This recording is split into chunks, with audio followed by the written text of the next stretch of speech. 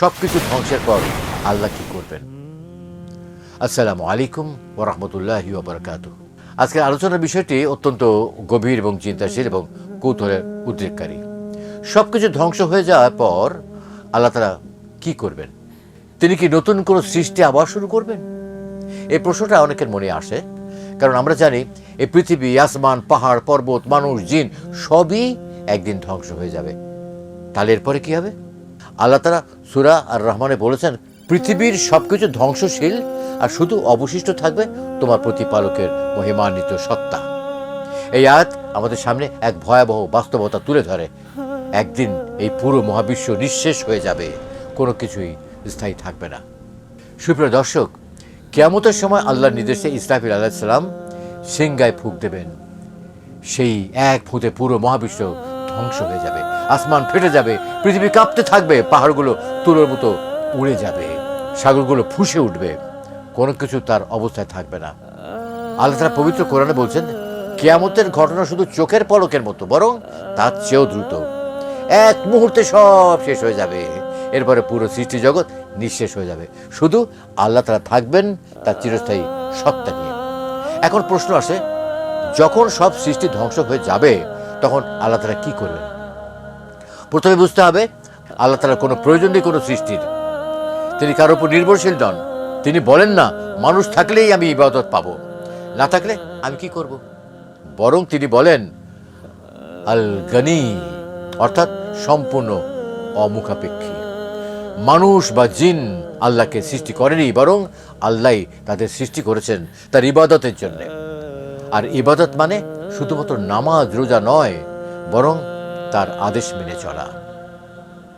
কিয়ামতের পর যখন সব কিছু ধ্বংস হয়ে যাবে তখন আল্লাহ তাআলা পুনরায় মানুষ ও জিনকে জীবিত করবেন।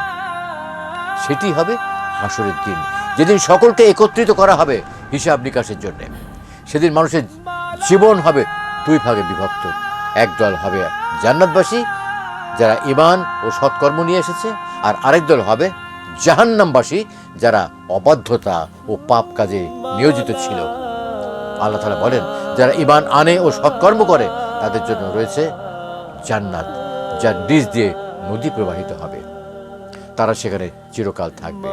অর্থাৎ জান্নাত হবে চিরস্থায়ী শান্তির জায়গা, যেখানে আর কোনো মৃত্যু, দুঃখ বা কষ্ট থাকবে না।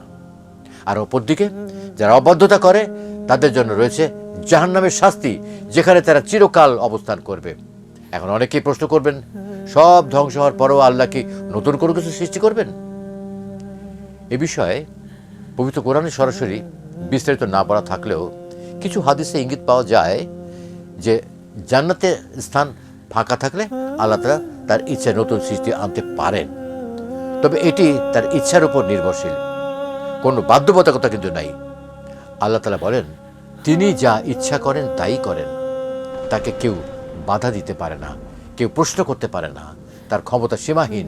কিন্তু এখানে সবচেয়ে বড় গুরুত্বপূর্ণ বিষয় হলো, আল্লাহর কাজ বোঝার জন্য আমাদের সীমিত জ্ঞান যথেষ্ট নয়। তিনি যা করেন তা সম্পূর্ণ হিকমত ও প্রজ্ঞার ভিত্তিতে।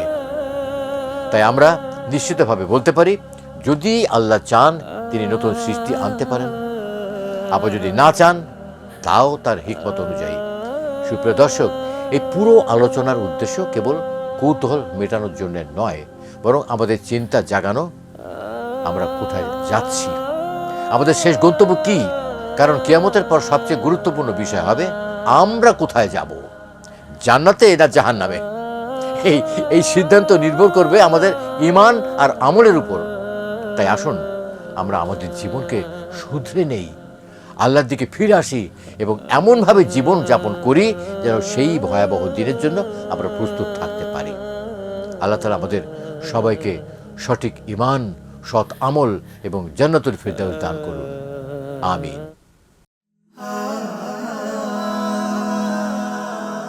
Heaven Tune